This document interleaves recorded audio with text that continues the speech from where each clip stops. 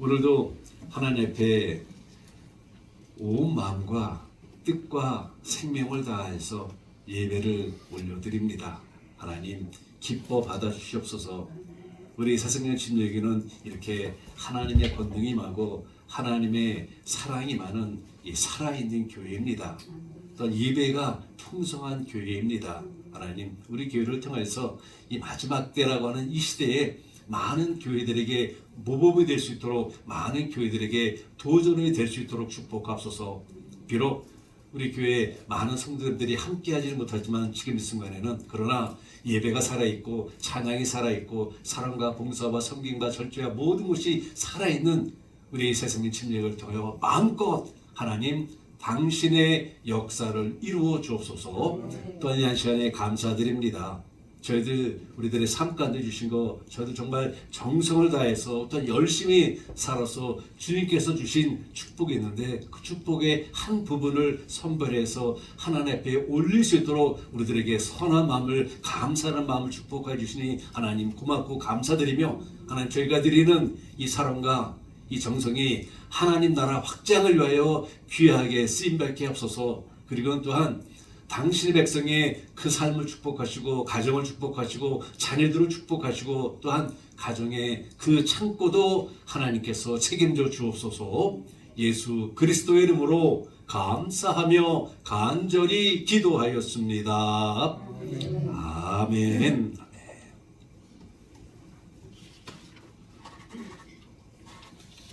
오늘도 바람이 꽤 찬데요.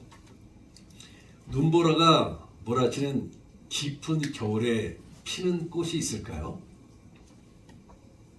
겨울꽃이라는 거 여러분 아세요? 여러분이 지금 보고 계시듯이 우리 강대성 앞에 있는 이 꽃 겨울꽃입니다. 제가 어저께 사모님한테 꽃의 이름이 무엇인가 물어봤더니 레드 크리스마스 렉터스라고, 이 캡터스라고 나왔고요. 그래서 또 제가 인터넷 들어가서 한번 쳐봤더니 또 다른 이름이 있더라고요. 그러니까 레드 크리스마스 캡터스는 우리 믿음의 백성들이 부르는 이름이고 세상 사람들은 레드 홀러데이 캡터스라고 부릅니다. 이게 겨울에 비록 눈보라가 몰아치지는 않지만은 이 꽃은 이게 겨울에 꽃이 핍니다. 저 순간적으로 깜짝 놀랐어요. 창문을 바라봤는데 낙엽이 떨어져갖고 눈이 오나 했대.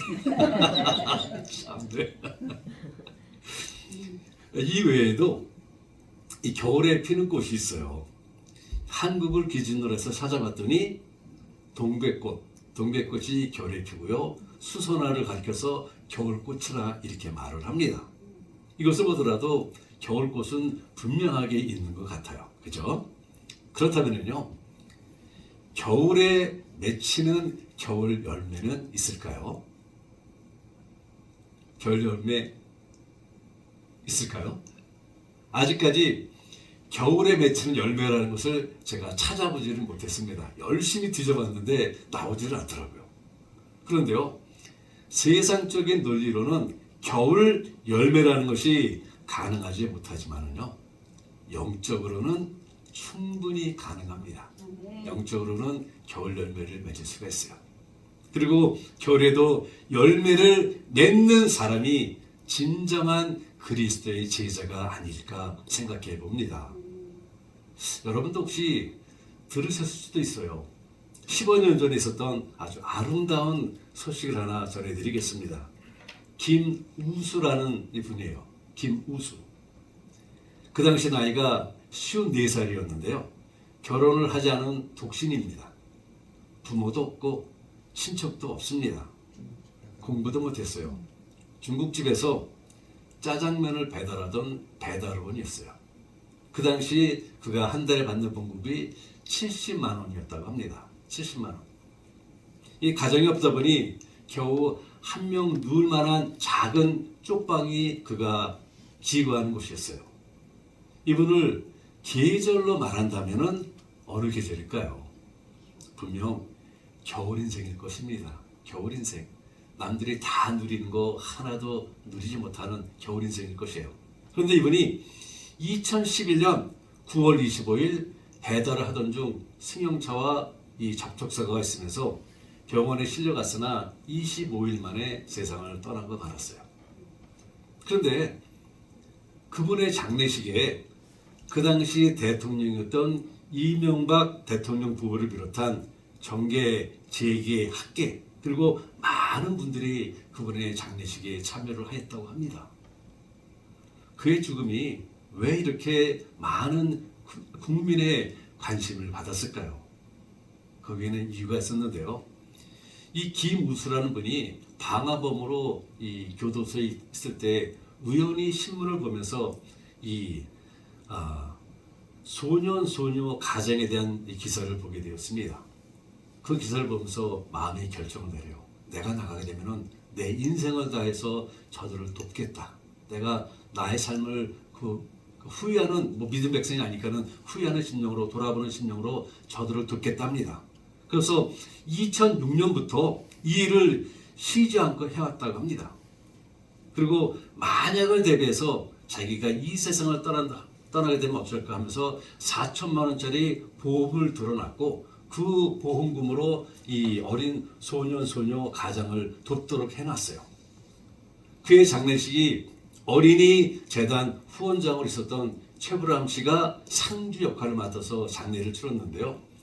그의 영정 앞에는 그에게 도움을 받은 많은 아이들이 애도하는 이러한 편지가 쌓였다고 합니다.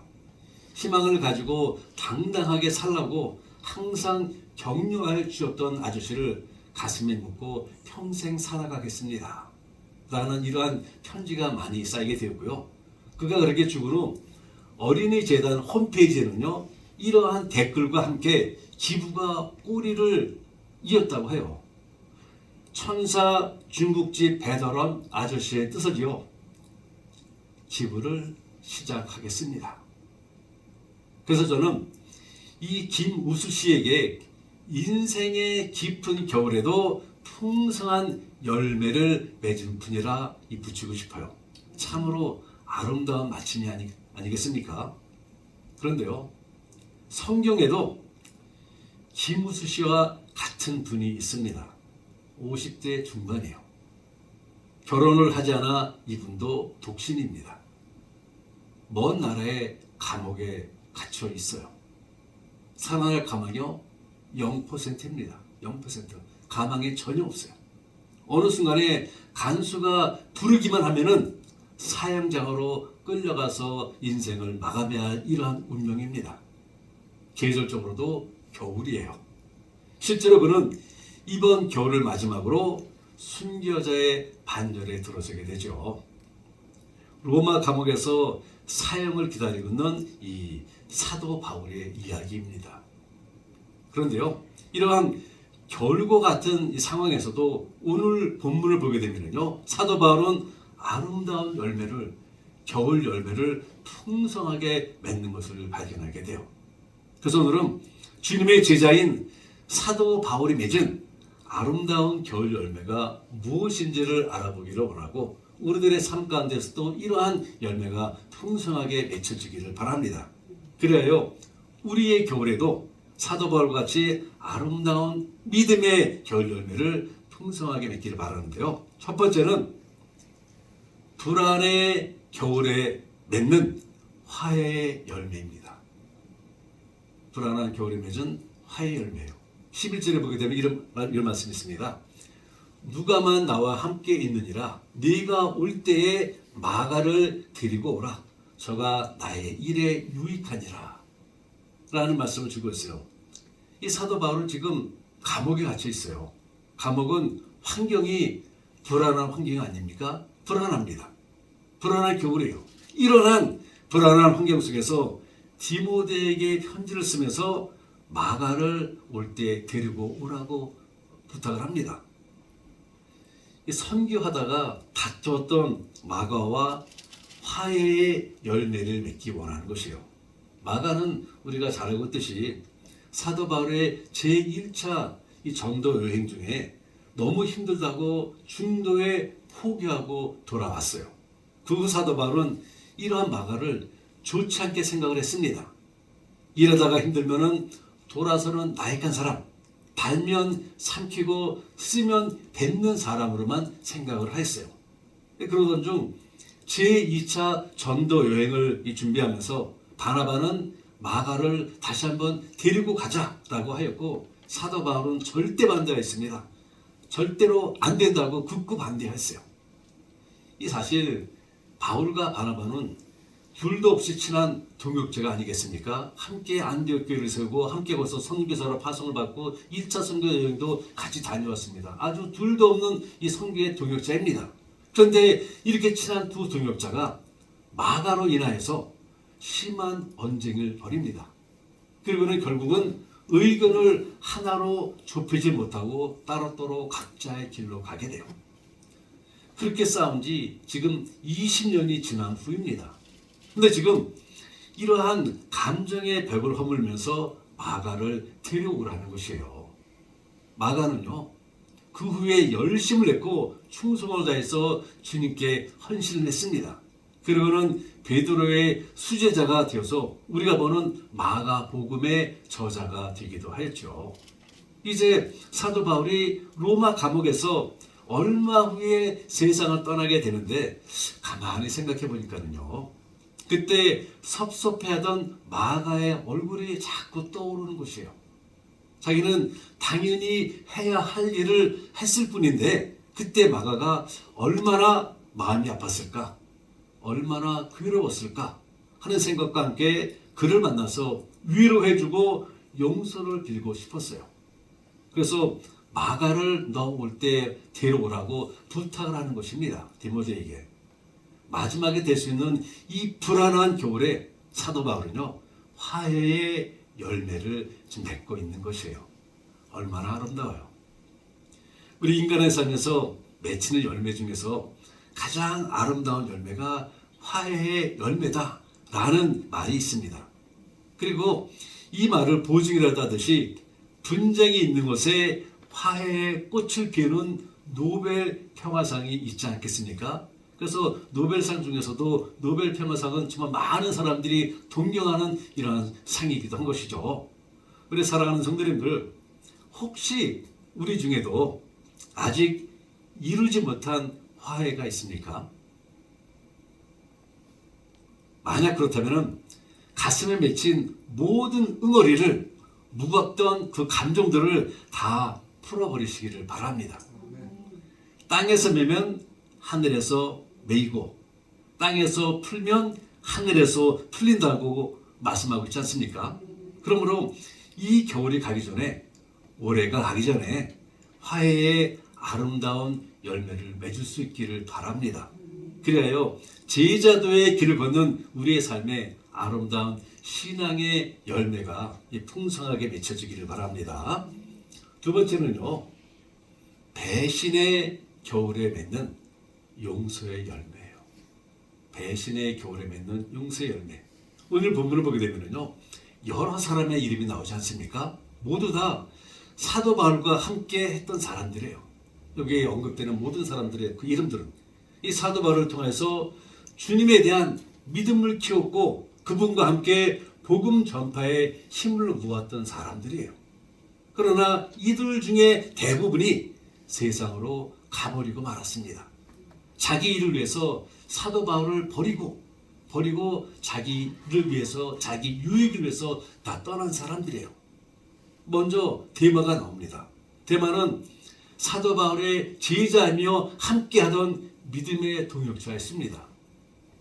그러나 핍박이, 세상에서는 핍박이, 믿는 백성이 오는 핍박이 어렵고 힘들어서 사도 바울과 같이 동행하지 않고 결국에는 세상을 사랑해서 세상을 향하여 떠나고 버리고 말았어요.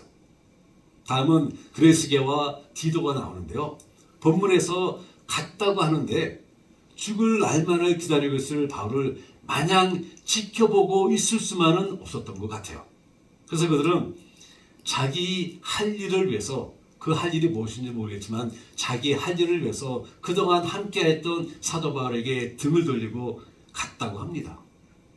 사도 바울은 지금 이러한 배신의 아픔, 배신의 겨울 중에서 그 추위에 떨고 있는 것이에요.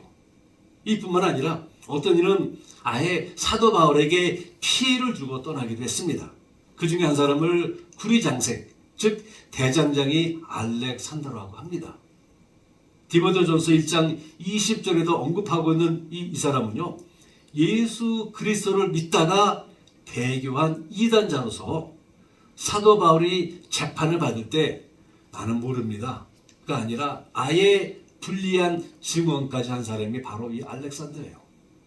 그런데 이들을 향하여 사도 바울이 무슨 말합니까? 이런 말합니다. 16절인데요.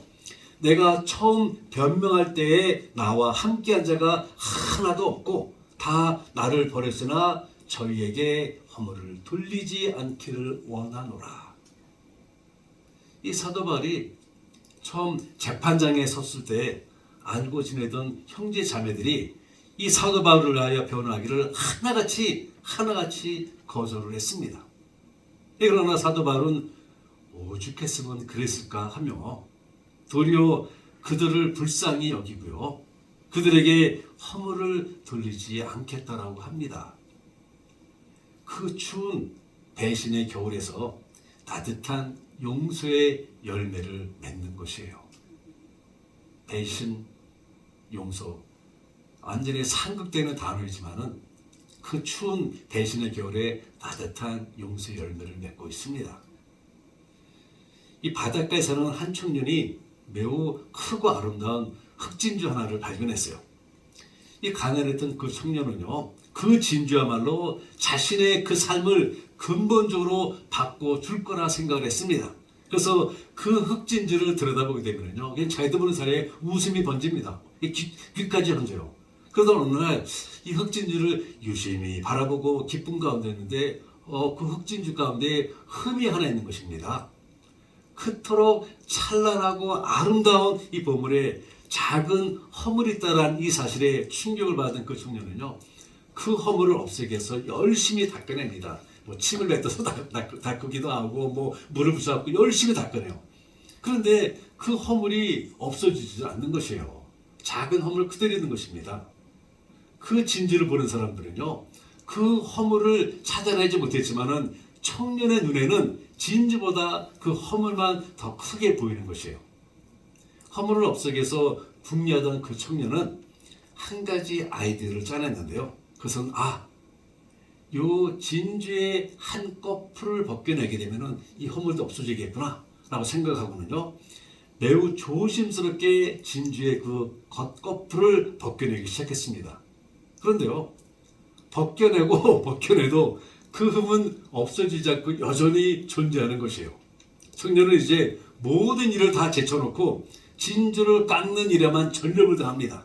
드디어 그가 원하던 대로 허물이 없어졌어요. 그런데요, 그 청년의 손에는 큼직했던 흑진주가 아예 존재조차 없어지고 말았습니다. 이 진주의 작은 허물은 겉에만 붙어있는 것이 아니라 진주의 핵심 부분까지 연결되어 있었기 때문인 것이죠. 이 사도 바울은 이런 것을 깨달은 것입니다. 모든 사람들에게 허물이 있음을 알았기에 그들에게 허물을 돌리지 않고 오히려 그 모든 것을 완전하신 하나님의 역사심에 맡긴 것입니다. 그리고 자신은 오싹하게 몸서리쳐지는 배신의 추운 겨울이지만은 훈훈하고 아름다운 용서의 열매를 맺고 있는 것이죠. 우리 사랑하는 성도님들, 혹시 우리 중에도 아직 이루지 못한 용서가 있습니까? 부부 중에도 혹시 있습니까? 집사님 없죠? 만약 그렇다면요, 가슴에 박힌 쓰라린 상처를, 그 응어리를 떼어내시기를 바랍니다. 그래요, 이 겨울이 가기 전에, 올해가 가기 전에 제자도의 길을 걷는 우리의 삶에 용서의 열매를 아름답게 맺으시기를 바랍니다. 세 번째는요, 황혼의 겨울에 맺는 전도의 열매예요. 17절입니다. 주께서 내 곁에 서서 나를 강건케 하심은 나로 말미암아 전도의 말씀이 온전히 전파되어 이방인에게 듣게 하려 하심이니 내가 사자의 입에서 건지웠느니라. 오늘 말씀을 준비하면서 저를 좀 울컥하게 한 말씀이 있어요. 바로 13절에 있는 올 때 겉옷을 가지고 오라라는 이 말씀이에요. 겉옷을 가지고 오라. 나이가 들게 되면요 추위를 더 쉽게 탄다고 합니다. 아마 여러분들도 경험하시고 저도 지금 경험하고 있는데요. 나이를 먹어가면서 추위를 더 쉽게 타요. 사도 바울은 겨울의 감옥에서 으시시하게 추웠던 것 같아요. 가족도 없습니다. 아무도 돌보는 사람도 없어요. 추운 겨울의 감옥에서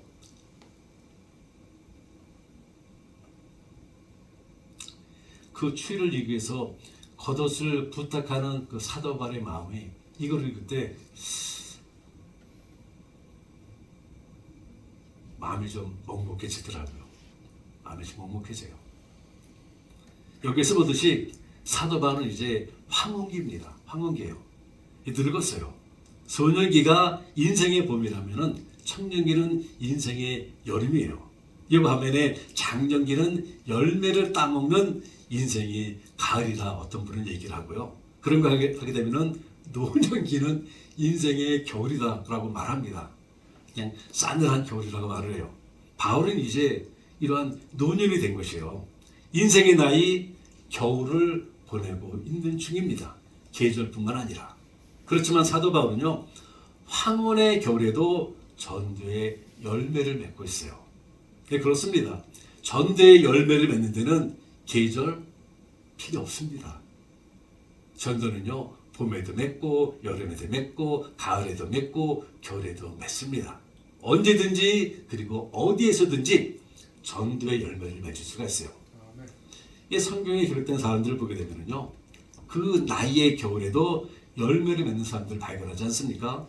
모세가 80세에 하나님의 일을 시작하였고요. 아브라함은 몇 세에 아들을 낳았습니까? 100세에 아들을 낳았습니다.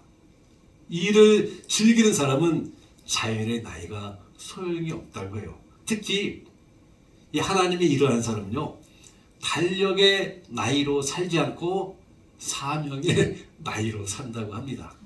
내 머리에 그 시끗하면 안 주고 머리가 많이 벗겨진다 할지라도 아무 꺼리낌 없이 하나님의 일을 하는 사람은 이러한 그 달력의 나이가 아니라 사명의 나이로 산다는 것이죠. 여러분 혹시 이거 들어보셨어요? 얄미운 남자 시리즈라는, 누가 만들었는지 참 재밌는 유머예요.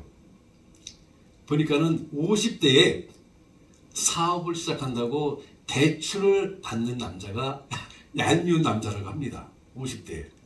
60대에 이민을 간다고 영어 배우는 남자가 얄미운 남자라고 합니다. 70대에 이 골프가 잘 안 맞는다고 레슨 받는 남자가 얄미운 남자라고 합니다. 저는 이거 충분히 이해하게 되는데요. 저도 가끔 이제 골프를 좋아하기 때문에 골프장에 가보게 되면요. 연락하신 분들은 뭐 폼이요? 죄송합니다. 개폼이에요. 하다못해 미국의 대통령 트럼프 골프 치는 거 보셨어요? 폼으로는 영 못 칠 사람이에요. 근데 자기 폼으로 아주 잘 칩니다. 근데 70대에 골프가 안 맞는다고 다시 레슨을 시작한 사람 얄미운 사람이래요. 그런 거 하게 되면은 80대에 이가 아프다고 임플란트 하는 남자 얄미운 남자라고 합니다. 90대에는요 아프다고 종합 진단을 받는 남자가 아주 얄미운 남자라고 이렇게 써놨어요. 남들은 다 인생의 황혼이라고 많은 것을 포기하는 그때에 새롭게 시작하는 그들이 얄밉다라는 것입니다. 혹시 그 중에도 얄미우신 분들이 있을까요? 그러나 우리 모두는 기억해야 합니다. 큰 일을 하는 사람은요 겨울 같은 인생의 황혼에도 열매 맺는 사람들이에요. 이런 사람들이 큰 일을 합니다. 겨울이라고 그냥 이불 속에만 꽁꽁 있는 것이 아니라 겨울에도 그 열매 맺는 사람들이 정말 큰 일을 하는 분들이에요. 그러므로 우리 사랑하는 성도님들, 나이에 관계없이, 무슨 말씀인지 아시겠죠? 나이에 관계없이 겨울 같은 인생의 황홀에도 복음의 씨를 뿌리고 열매를 맺는 우리 모두가 될 수 있기를 바랍니다. 특히 오늘 본문에 주시는 사도 바울 같이 복음의 전도 열매를 풍성하게 맺으시기를 바랍니다. 올 겨울이 가기 전에. 왜 아멘 안 하세요? 그래서 내년 봄에는 우리 성전에 반이 가득 차는, 제가 오늘 아침에 그 새벽에 왜 깼는지 아세요? 제 찬양 소리에 놀라서 깼어요. 자면서 노래 불렀는데 내 눈 주의 영광을 자면서 제가 이 노래를 불렀어요. 이 소리에 놀라갖고 깼습니다. 그래서 오늘 아침에 나면서 야 오늘 성전이 반으로 가득 찰래나 했더니 역시나 했는데 혹시나 했는데 역시나로 끝났지만은요. 그러나 이것은 제가 원하는 때고 하나님의 때에 분명히 우리 손은 가득 차게 될 것입니다. 그때까지 복음의 열매 풍성하게 맺으시기 바랍니다. 아멘. 네 번째는요. 절망의 겨울에 맺는 믿음의 열매예요. 절망의 겨울에 맺는 믿음의 열매. 오늘 본문은 이 사도 바울의 마지막 순간에 겨울과 같은 절망의 순간에 디모데에게 보낸 옥중 서신입니다. 이것을 통하여 우리는 사도 바울의 믿음을 한눈으로 발견할 수가 있게 돼요. 특히 주님을 향한 그의 믿음이 얼마나 아름다운지 얼마나 진실한지를 발견하게 됩니다. 마가를 데려오라고 했는데 그 이유가 무엇일까요? 11절에 보게 되면 저가 나의 일에 유익하리라 라고 합니다. 여기서 말하는 나의 일이라는 것은요. 이 사도 바울의 개인적인 일이 아니라 복음 사역을 말합니다. 복음 사역. 즉 자신은 죽어 없어지지만은 주님의 복음 전파는 지속되어야 한다는 것이죠. 마가는요. 아무래도 이 사도 베드로와 그 밑에서 배우다 보니 로마의 상황을 그 당시 로마 상황을 누구보다도 잘 알았습니다. 그렇기 때문에 이 사도 바울은 자신을 대신해서 예수 그리스도의 죽으시고 부활하신 복음 전파 사역을 감당하게 하기를 원했던 것입니다. 또한 자신을 배신한 그들에게 뭐라 말합니까? 14절에 보게 되면 주께서 그 행한 대로 저에게 갚으시리니 라고 합니다. 즉 모든 것을 주님의 권위에 맡긴다라는 귀한 믿음을 보고 있어요. 그러나 무엇보다도 우리가 본받아야 할 믿음의 열매는 바로 18절입니다. 주께서 나를 모든 악한 일에서 건져내시고 또 그의 천국에 들어가도록 구원하시리니 그에게 영광이 세세 무궁토록 있을지어다. 아멘. 제가 바라볼 영광이 바로 이 영광이네요. 비록 계절과 인생의 겨울에서 자신의 삶을 마감하지만 나는 천국에 간다는 것입니다. 주님께서 예배하고 계신 그 천국에서 하나님을 찬송하며 산다는 것이에요. 그러며 마지막 순간까지 하나님 앞에 영광을 돌립니다. 인생의 겨울에 맺힌 아름다운 사랑 이야기, 사랑의 열매 하나를 소개하고 오늘 말씀을 마무리하도록 하겠습니다. 이 사진을 중심으로 기사를 쓰는 이 세계적인 잡지가 둘이 있어요. 하나는 내셔널 지오그래픽이라는 잡지고요. 또 다른 하나는 라이프라는 잡지입니다. 이 라이프라는 잡지에 실린 기사인데요. 사진인데요. 밖에는 하얀 눈이 내리는 공항 대합실에서 아주 가난하게 보이는 할아버지와 할머니가 앉아서 비스켓을 먹는 장면이에요. 가난하게 그 좋은 비싼 음식을 주문하지 못하고 비스켓과 차를 하나씩만 주문합니다. 그래서 비스켓 반을 잘라서 할아버지가 먼저 먹고 나더니 입에서 틀니를 빼요. 그러고는 할머니에게 줍니다. 그리고 할머니가 그 틀니를 끼고서는 나머지 반을 먹는 이러한 장면의 사진이에요. 너무나도 이 가난해서 따로따로 틀니를 하지 못하고 하나를 가지고 교대로 사용하는 이러한 장면입니다. 비스켓도 하나요. 차도 한 잔이고 틀니도 한 개입니다. 그런데 저는 이 그림을 보면서 두 분의 몸도 하나고 생각도 하나고 삶도 하나인 사랑의 열매를 보게 돼요. 참 이상하게. 우리 사랑하는 성도님들, 혹시 지금 이 순간이 우리에게, 여러분에게 혹시 저에게 겨울의 삶입니까?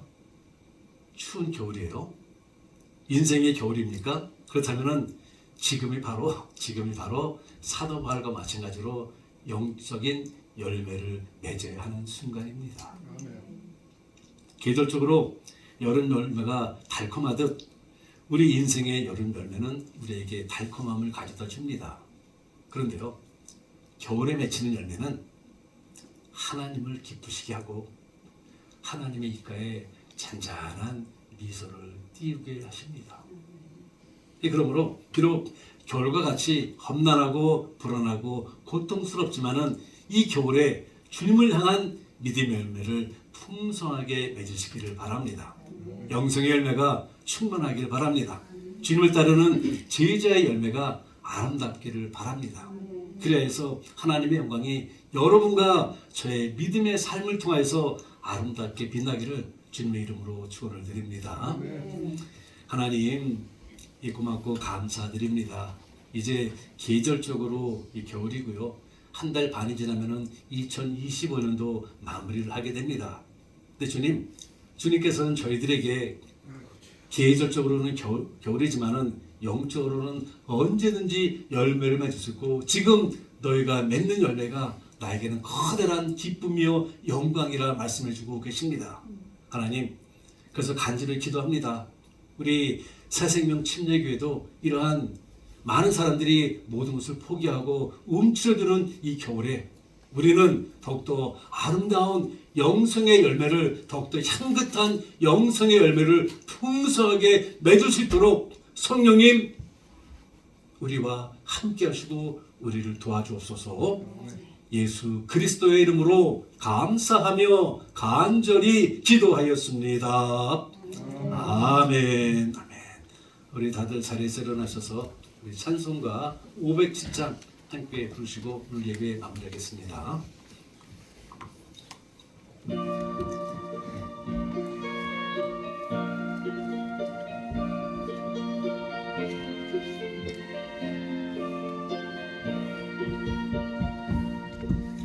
주님의 마음을 못 막는 자, 그 맘에 평강이 찾아오면 험악한 세상을 이름이 하늘로부터 임하니로다. 주님의 마음 본받아 살면서 그 거룩하신 나도 이루리.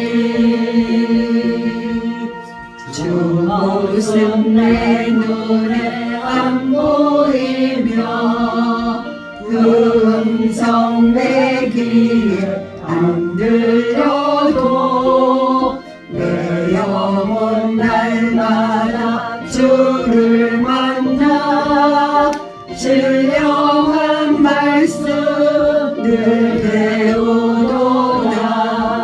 주님의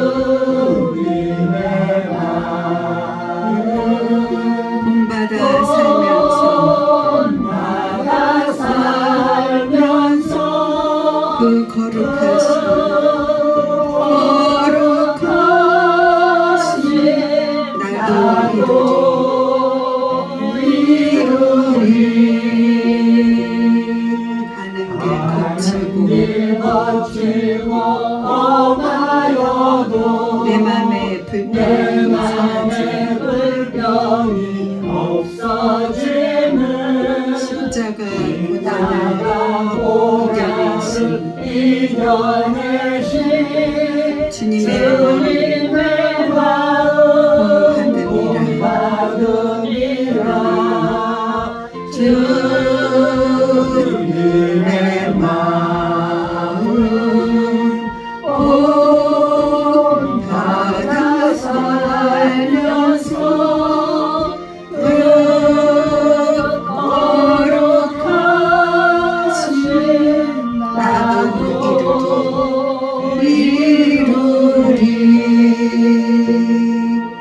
주 예수 세상에 다시 오시 그날의 무성도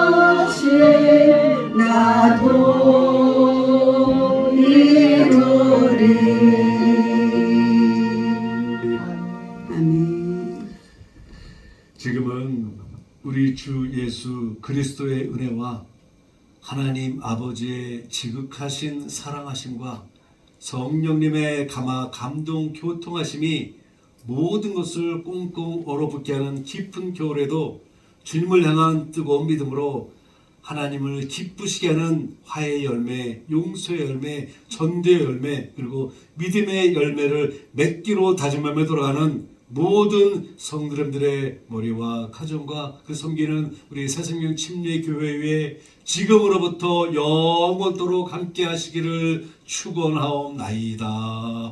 아멘.